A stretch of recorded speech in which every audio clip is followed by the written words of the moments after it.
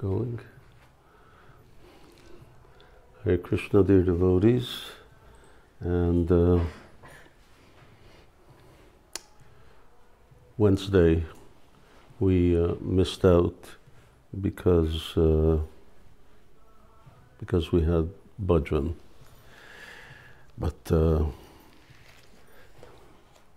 indeed, can you turn on that fan to 2?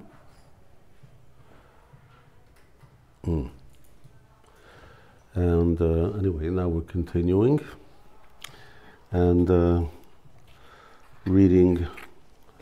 I was going to say Vilap Kusumanjali, but it's Vidagdha-mādhava. And well,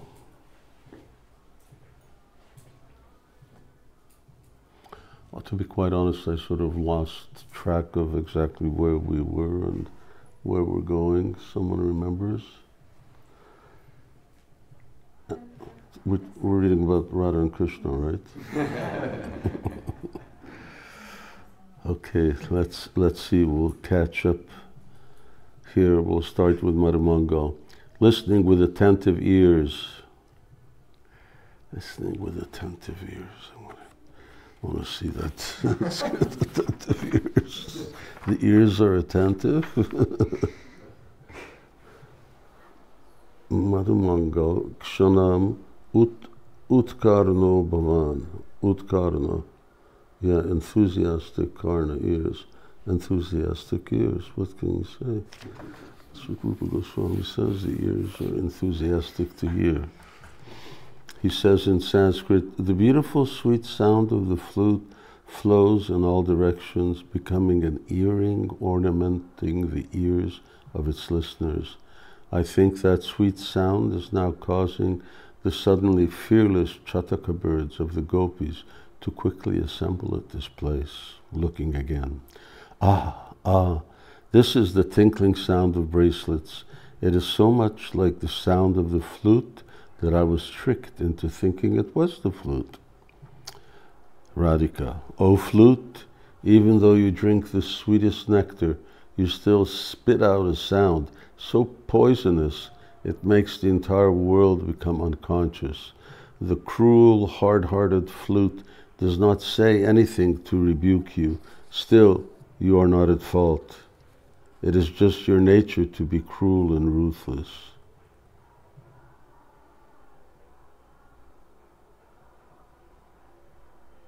Oh. Okay. He doesn't actually speak or say anything to poison you, but still it has that effect. And of course it's not his fault, it's just his nature to be cruel and ruthless. Lalita, here is Krishna under this punaga tree. Madhumangal looks ahead and becomes happy. Why should one search far and wide for something that falls into the hand of its own accord? Turning to Krishna, dear friend, look, Subal and Brinda are approaching you. Krishna, with love, oh my friends, I'm so happy to see you both walking. O crest jewel of all my friends, come here at once. Radhika, concealing a smile. Lalita, your friend Krishna, thinks I am Subal in disguise. Oh, so it's actually Radha who's coming. Krishna thinks it's Subal. Krishna, friend Madhumangal, look, it is certainly very wonderful that Radhika has come here with her friend. Lalita, O Radhika, this punaga tree is certainly blossomed with happiness. Lalita here refers to Krishna. I think punaga means best of men also. Madhumangal, angry. Vrinda, even now in our presence you repeat Radha, Radha. This is actually Subal. Speak the truth. Krishna, friend, don't talk in that way. The sound of the name Radha brings me great pleasure. I also like to speak the name. Radha, coming closer. Friend Radha, embrace me. For a moment, let me experience the bliss of touching my beloved.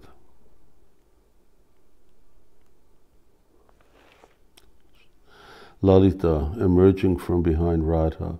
O lover, go there and embrace your Subal. What is the use of trying to cheat you? Madhumangal angry. Vrinda, you are naturally arrogant and independent. That is why you try to thwart my amorous friend. Vrinda, friend Radha, this punaga tree yearns to touch the creepers of your arms. Fulfill its desire and make it blossom with happiness. Madhumangal, astonished. Friend, this is the magic power of Vrinda, gazing with wonder. O magician Vrinda, even a great cloud of smoke cannot confuse the supremely intelligent Krishna. Vrinda, noble sir, I think this is dark cloud garlanded with lightning flashes. Krishna is the cloud and Radha is the lightning. Krishna, gazing with wonder, is it true that this is my beloved Radharani, who's like a garland of Rangana flowers I wear around my neck and whom I'm very reluctant to abandon?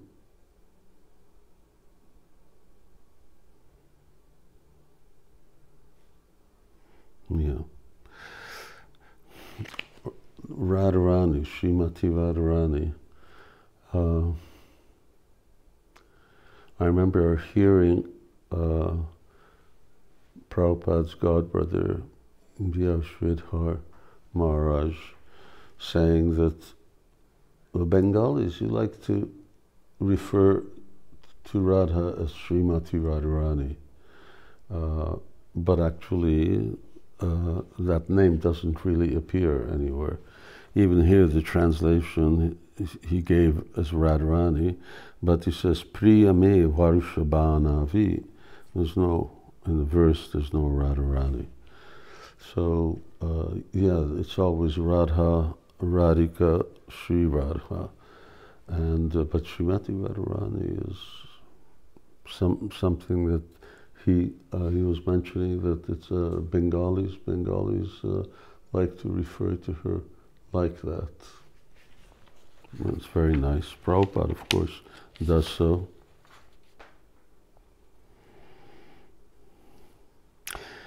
Madhumangal, O noble Vrinda, be merciful to me. Please don't bewilder me in this way.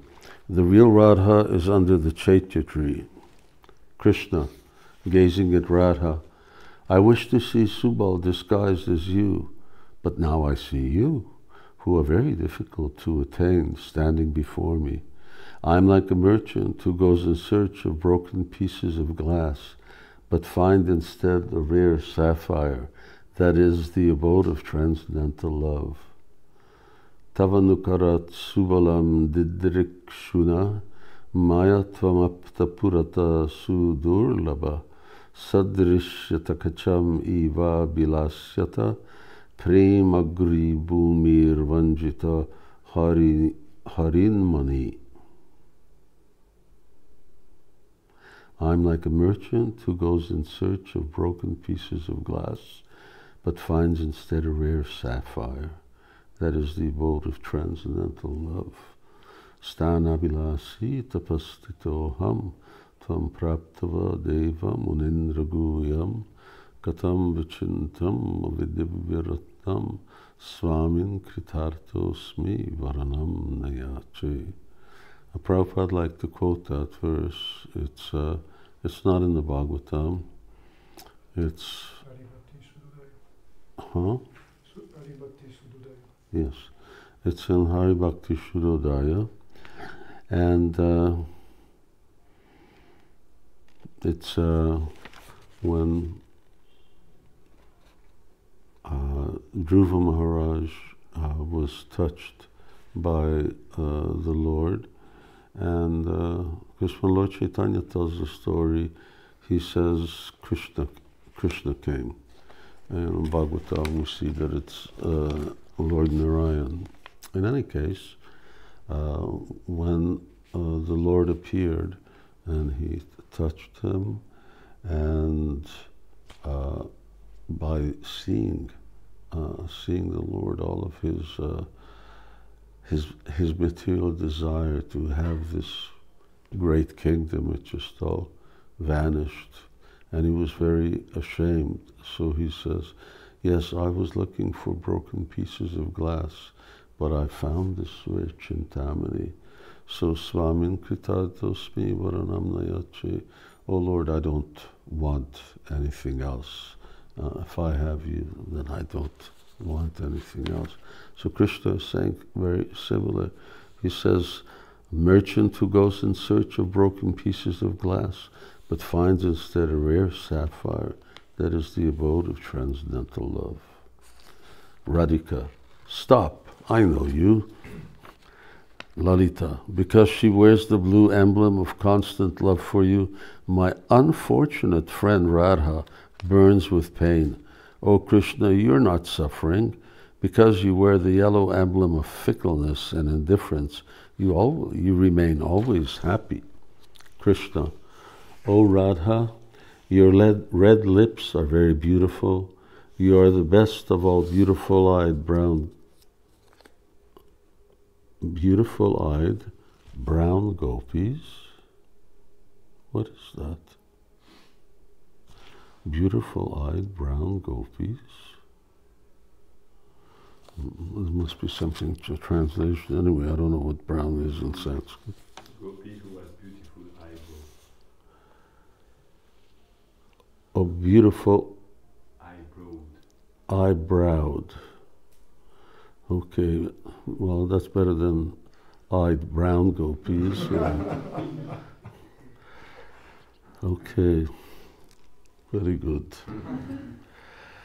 Beautiful eyebrowed gopis. Your words are wonderfully eloquent. You bring great happiness to the hearts of your friends. The sound of your name is always in everyone's ears.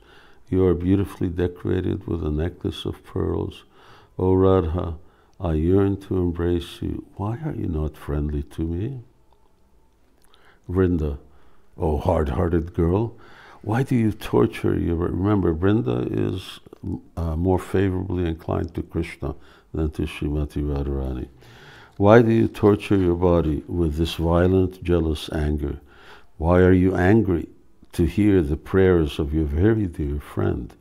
Your lover stands before you in this forest grove. He is overwhelmed with love for you. For a moment, give him a merciful glance from the corner of your eye. Krishna, ah.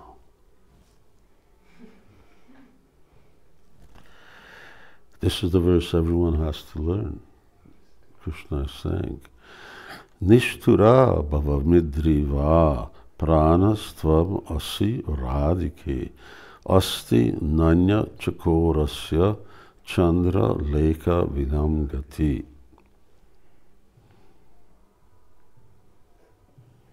Tomorrow. You may be cruel or you may be kind. O Radhika, whatever you do, you are always my life and soul. Just as the chakora bird depends only on the moonlight and does not take shelter of anything else, in the same way I take shelter only of you. So this is in message and even in the language is somewhat similar to last verse of Shikshashtakam. Who knows the last verse of Shikshashtakam? Okay. You don't know, really?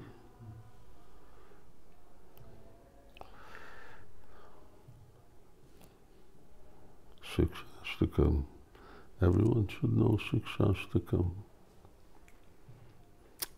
So, similarly, Nishtura bhavamridvi va. Nishtura means you can be very callous. Or mridvi. Mridvi means you can be very soft. Pranastvam asiradike. You are always my prana. You're always my life and soul. Astinanya chakorasya, just like the chakora bird. Chandra lekam binamgati. It has no other sustenance other than the moonlight. Very nice. Radha, in truth, you are able to bewilder even the greatest of magicians. She cries out aloud, says, "You're so sweet-tongued, is that you can bewilder everybody."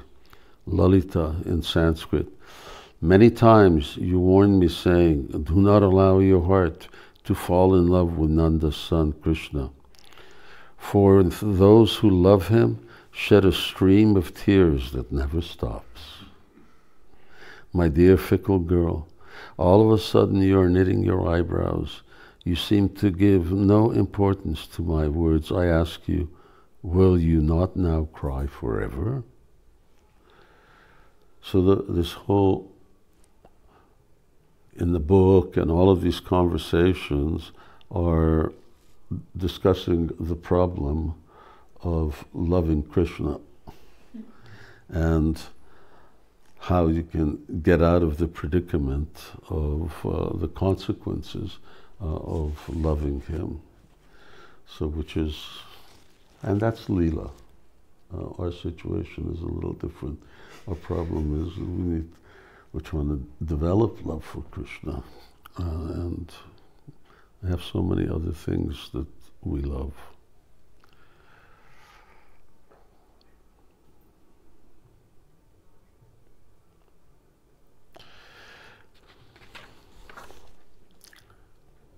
Radhika, why is it that you are not ashamed to act in this crooked way to an innocent, helpless, bewildered young girl? Krishna, I do not yearn to enjoy conjugal pastimes with other gopis. Still, you are the ointment that decorates my eyes. The summer and other seasons may display their beauties to the bumblebees. Still, it is the springtime that it intoxicates him with bliss. Friend, Vrinda, Krishna speaks the truth. Krishna, beloved, I wish to enjoy pastimes in the forest with you as my companion. Vrinda, friend, I shall make the arrangement. Looking in all directions, Madhavi Creeper, I order you to smile. Jasmine Creeper, you please show some laughter. Patala Creeper, you blossom with happiness. Golden Yuti Creeper, give up your sleeping. Satapatrika Creeper, please be kind to us. Lavanga Creeper, please show us your beauty. Krishna now wishes to enjoy pastimes with Radha in the forest. So she gives orders to the trees and the creepers and so on, and they just all respond. Madhumangal. Simply by speaking some words, this demigoddess of the forest has made all the creepers blossom. Krishna, O friend, these fragrant, flowering creepers delight my heart. Madhumangal. Friend, all the flowering creepers please your heart. For me, the only nice flowers are golden yuti flowers that Gokula's queen Yashoda wears while churning butter. Lalita smiling. O noble sir, you are expert at relishing transcendental mellows. Madhumangal angry. Friend, look, the red kimshuka flowers do not please me at all. They are like the gopis, who also do not please me in the slightest way. Lalita, Brinda, look at these gopis. They are just like Java flowers that look nice but have no scent. Gopas. Huh? You said gopis. Look at these gopas. Oh, Brinda, look at these gopas. Oh, thank you. Madhumangal angry.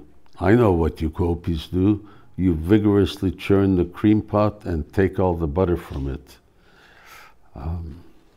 Brinda smiling. Friend Lalita, these boys have hearts as hard as stone. Armed with sticks and ropes, they lurk in the dense, dark forest.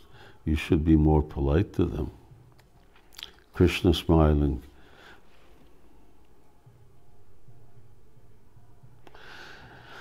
Vrinda, I know. You wish to drink Kurchika yogurt. This desire bewilders your intelligence and makes you take the side of these gopis. These conversations are very I don't know if you're following or if you can follow it,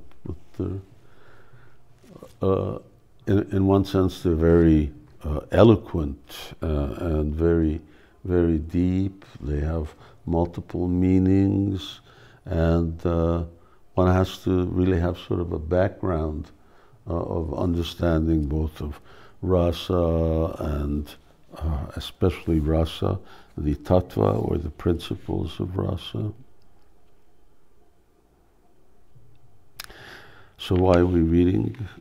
Because in any case, it's very purifying, purifying to the heart, and by doing that, gradually, it will, something will wear off, and it will start to awaken our attraction for Krishna's pastimes.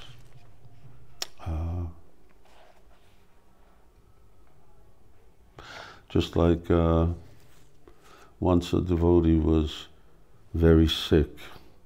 He had dysentery, diarrhea. So, whatever he ate, everything just came out. He was dehydrated, and they, gave medicine. No medicine was working, and he couldn't eat. So, one Ayurvedic doctor came, and he said, you should give him ghee. I can't remember how much, but a certain quantity of ghee, so many times a day. So the devotees who were taking care of him said, well, what's the point of doing that? Everything will come out anyway, whatever, especially ghee, just like flow right out. And the doctor said, that may be, but something will stay. And that something that stays, that will nourish him, and gradually he'll start to gain strength just from that ghee. So similarly, it's like that. We hear, it may be that it goes in here, comes out here, but in between something will stay. And that something will nourish. Pushti Marg, we were reading yesterday. A voice from behind the scenes. These gopis are like troublesome, slippery, intoxicated black musk, whereas Lord Krishna is like the gentle springtime southern breeze that pleases all living entities. Krishna glancing backwards. Well-spoken, king of parrots, well-spoken. Madhumangal, O best of birds, O learned scholar in the 14 arts and sciences, long life to you. Now what are the 14 arts and sciences? Lalita, O Chandala parrot, may the moon of your body become the guest of the Rahu planet, of the beak of a ferocious hawk. Krishna, friend, give this male parrot some ripe pomegranate seeds at once. Madhumangal, O Brihaspati of Vrindavan forest, for pomegranate seeds I give you Lalita's beautiful teeth.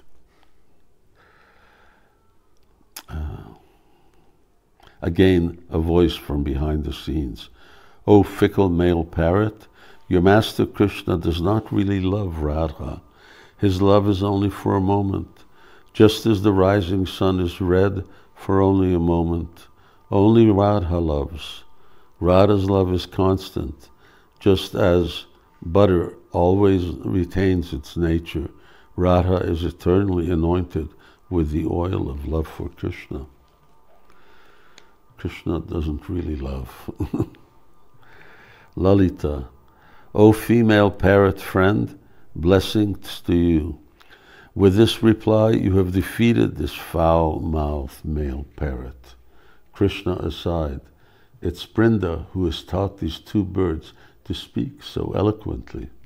Madhumangal, angry, wretch, I shall break your beak that speaks such sharp words. He maliciously throws a stick. Radhika, alas, the two eloquent birds have flown away. In the Govinda Lilamrita, there are 2 or 3 chapters in which the parrots are praising Srimati Radharani and Krishna, and they're also singing that Radhikashtakam and Krishnashtakam. Kunkumanka Kanchanabhya Garvadhari Gaurava. So that's also, so they're all taught by Brinda Devi.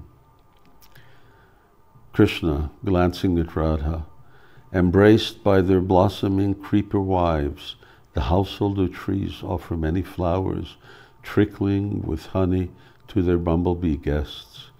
Everywhere, many birds and forest animals frolic without restraint. O girl with a beautiful neck, who is not delighted by this Vrindavan forest? With the playful glances of your eyes, you mock the beauty of the eyes of the does.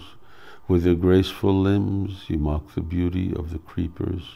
With your sweet words, you mock the cooing of the cuckoos.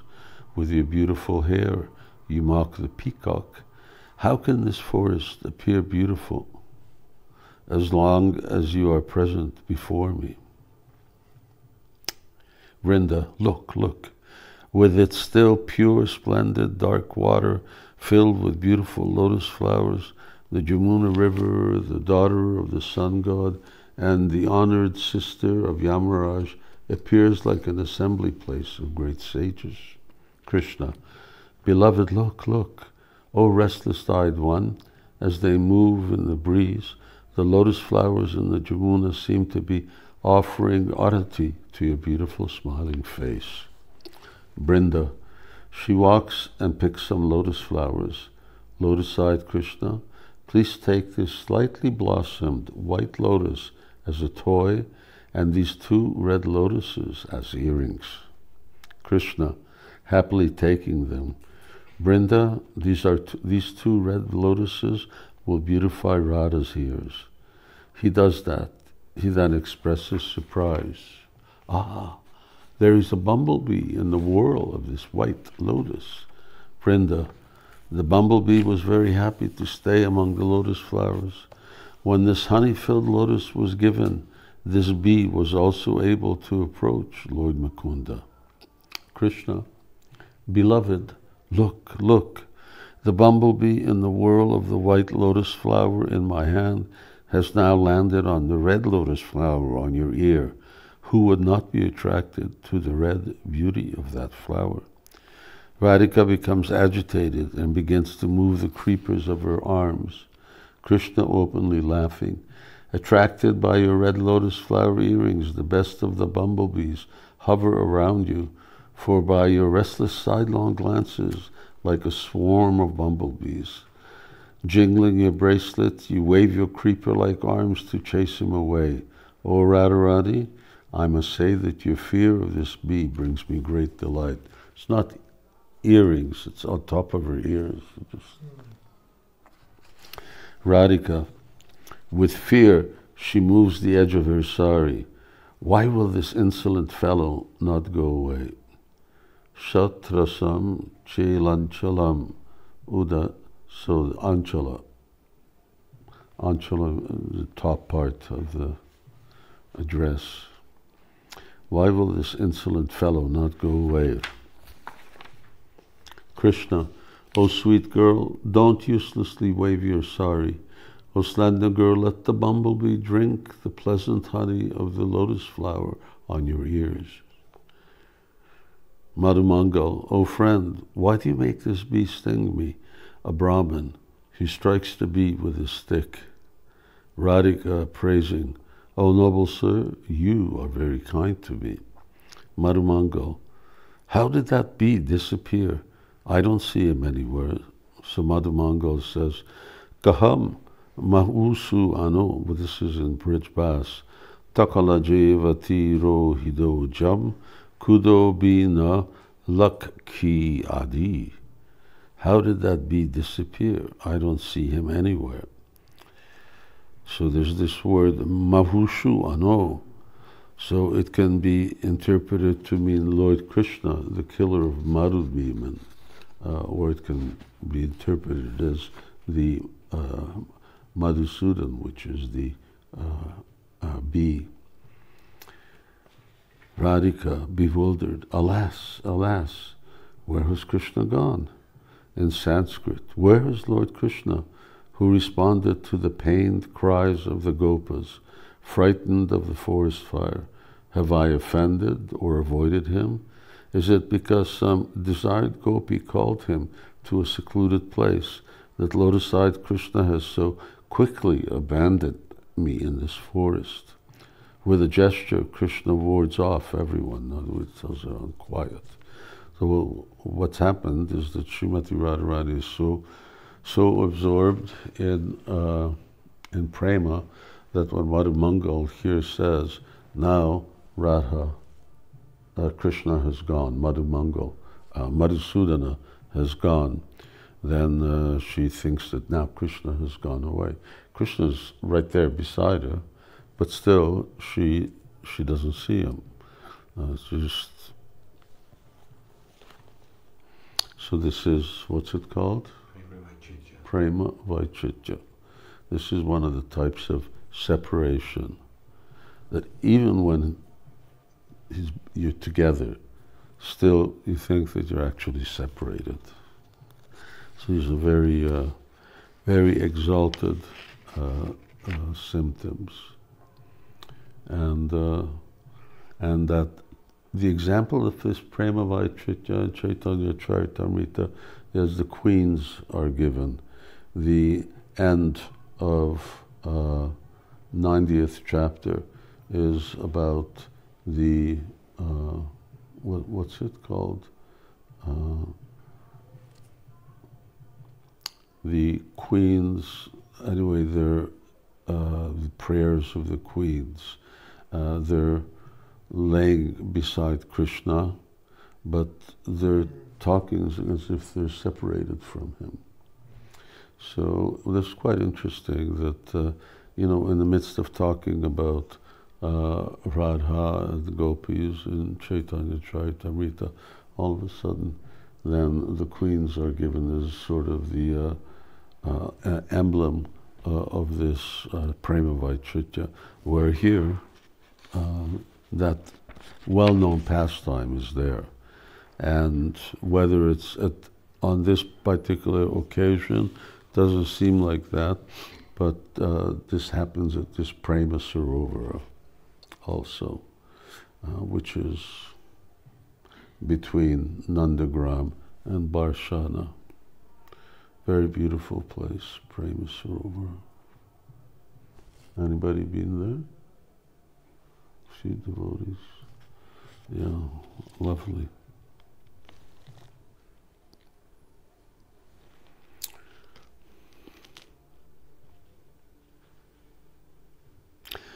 Radhika, bewildered. Alas, alas, where has Krishna gone? Where is Lord Krishna, who responded to the pained cries of the gopas, frightened of the forest fire? Have I offended or avoided him? Is it because some desired gopi called him to a secluded place that lotus-eyed Krishna has so quickly abandoned me in this forest? So Krishna tells everyone to be quiet because he wants to see this now. Radhika, now Krishna will not decorate my hair with vasanti flowers. Now the garland of champaka flowers I have strung will not kiss his chest. Now I will not be able to jokingly strike him with a cluster of mali flowers. Appearing in the disguise of separation from Krishna, a great forest fire is now burning around me. Brinda aside, can you commit mind? Brinda aside, the bonds of love have blinded her, and now she can no longer see. Radhika, friend Vrinda, protect me, frightened. Disguised as a swarm of bees, a black serpent slithers on the blossoming branch of that mango tree. Disguised as red flowers, flames shoot from the branches of the ashok tree. Disguised as new buds on that kimshuka tree, the cruel half-moon arrows of the archer Cupid are aimed at me to cut me to pieces. She is overwhelmed. Krishna quickly approaches her, takes her hand, and loudly proclaims, "O beautiful, delicate girl, why are you distressed for no reason? Even the full Chandravali wilts with fear at the sight of your beautiful face. O girl, blinded with love, what then can half a Chandravali do to you?"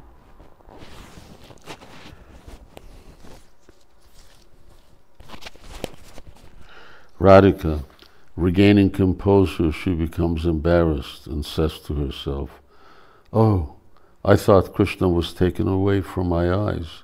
For that reason I was distressed." Now there's other versions of this Prema Vaicitya, which is that Radharani becomes overwhelmed and Krishna disappears from her sight and she thinks that he's gone. And similarly, then by her association, Krishna becomes similarly overwhelmed and he thinks that she's gone.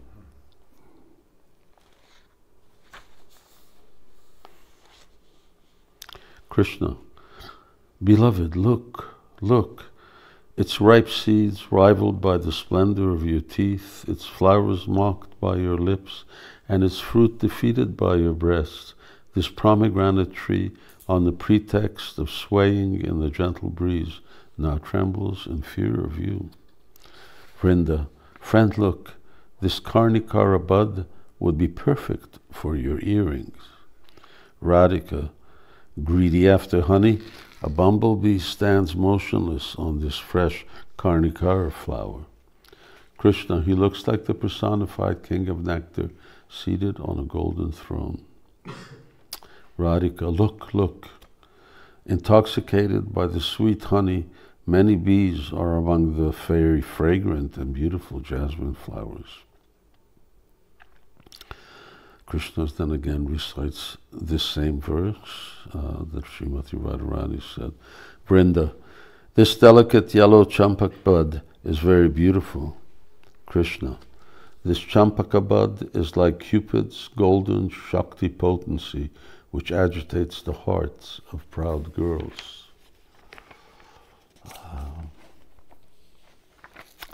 Madhumangal, oh friend, this is not Cupid's Shakti. Look, here is the yellow cane Jatila has left behind. I didn't leave it behind, she's there. Jatila enters. Oh, crooked Brahmana, I have forgotten my cane in this place. Radhika aside, frightened. Friend, protect me, protect me. This fierce old lady looks at me as if she were the dark night in which the universe will be destroyed. Accompanied by Lalita and Vrinda, she exits.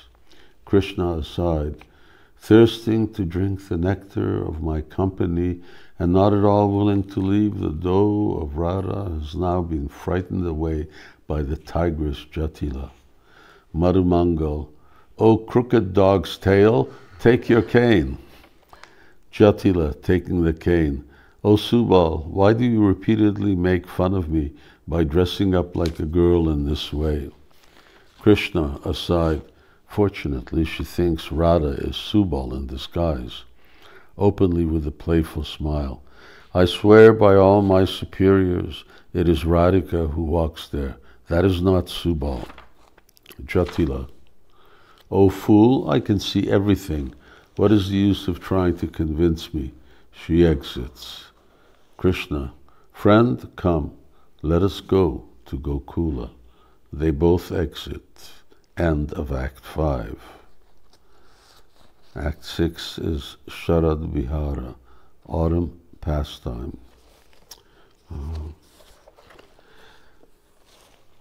Everything the way they speak is extremely descriptive.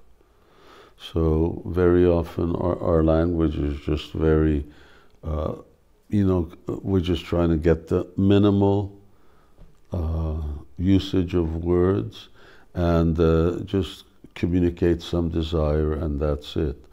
But here, everything is very, very artistic, very eloquent, very, some literary ornaments, expanded, very beautiful. So even though Krishna says, Yamimam pushpitam bacham prabhavantina pandita, says, give up flowery words of the Vedas. But here, these are actually very flowery, very, very beautiful, because they're glorifying each other, they're glorifying the Vrindavan forest, and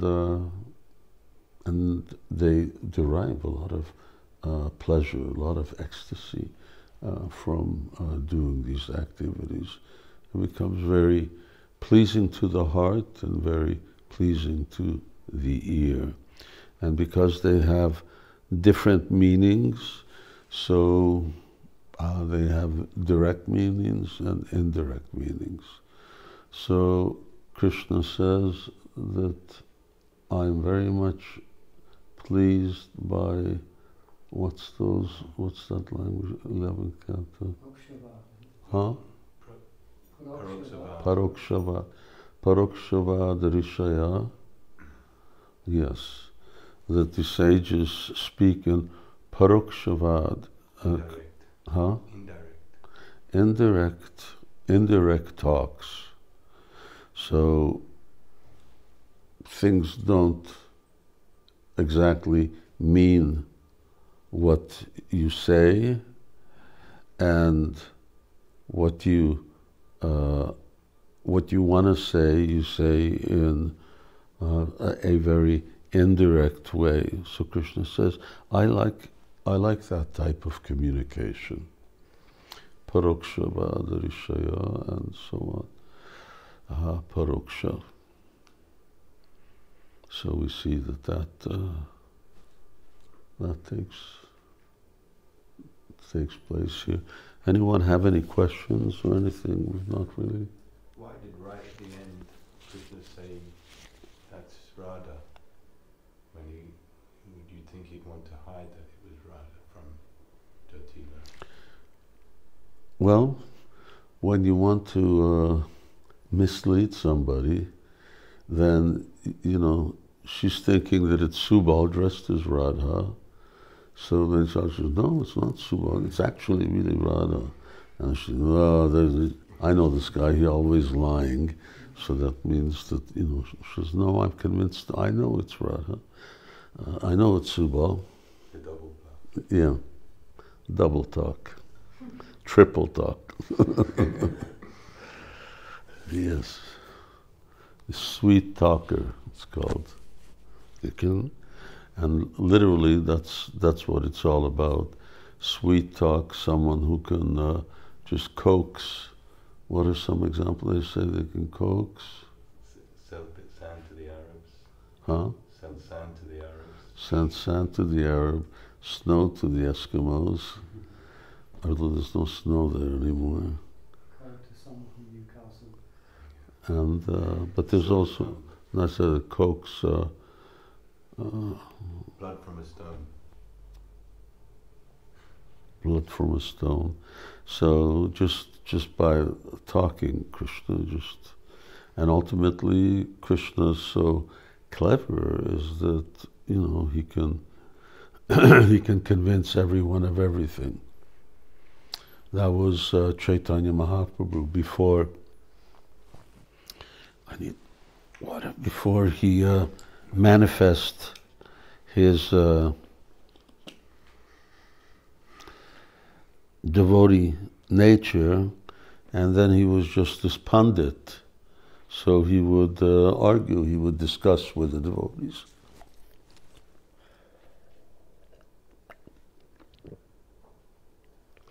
And they would have some point of discussion, and all right, although devotees don't like to debate unless there's really some preaching value in it, just for the sake of, they don't like to debate. Even when this Digvijay Pandit came to Vrindavan and he wanted to debate with Rupa and Sanatan, they said, we don't want to debate. He says, but he was collecting this patra, he was collecting this list of names that of all the different great scholars in India that he defeated, and if he defeats them, they have to admit their defeat. So Rupa and Sanat says, give it over, we'll just sign it, we don't need to do with it, that's okay. So they didn't care. But if for preaching, just like we see Prabhupada, he was like fire, because he wanted to establish, that evolution is not the way in which creation takes place, and that God exists, and he argued these things very, very strongly. Why? Because we were trying to preach and spread Krishna consciousness like that. Yeah. So Lord Chaitanya, so they would argue, and then Lord Chaitanya would defeat the Vaishnav point. And then he would say, well, actually, you were really right. And he would defeat himself. And then he would again defeat what he said, and he'd keep going like that, and the devotees get so confused as to what's right and what's wrong. So, very, very clever. Tarko pratishta shutayo vibhinam. So ultimately, you can quote scripture. You can get anything out. You can prove anything from scripture. Just like we see, is devotees quote Prabhupada. Oh yeah, we were speaking about that. Quote. We read the Bible day and night. You see black where I see white. So devotees are arguing and proving, they've proven different things from different points of vision. So what's the real path that we follow?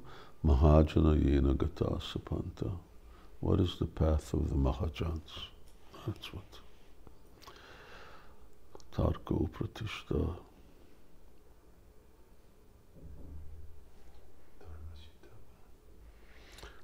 Something else?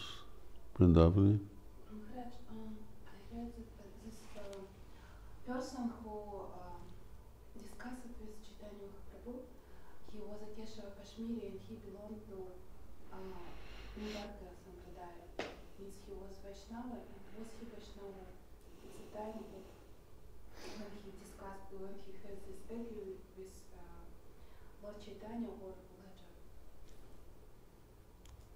Could you repeat the sentence? When Keshava Kashmiri had his debate with Mahaprabhu Nimai on the bank of the Ganges, was he a Vaishnava at that time, belonging to Nipalka Sampradaya, or did he become a Vaishnava afterwards? I don't know, but definitely he became a Nimbarka Vaishnav sannyasi. He just retired. Yeah.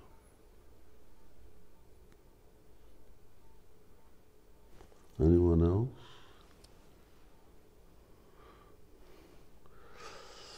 Okay, well, we can't hear anybody out there, but thank you all very much, and we're continuing. We got a bit way to go here still, and I hope that everyone can really piece it together. I find it difficult reading, so I would imagine it's not so easy just hearing, because at least I can see it, unless you're also following that. That makes things a little easier.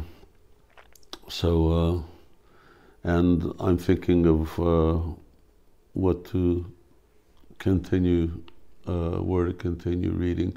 We'll go to something a little easier, easier to digest, and continue on with our evening readings. We could even do something like reading, well, either reading Chaitanya Charitamrita, or because Chaitanya Bhagavat is also there.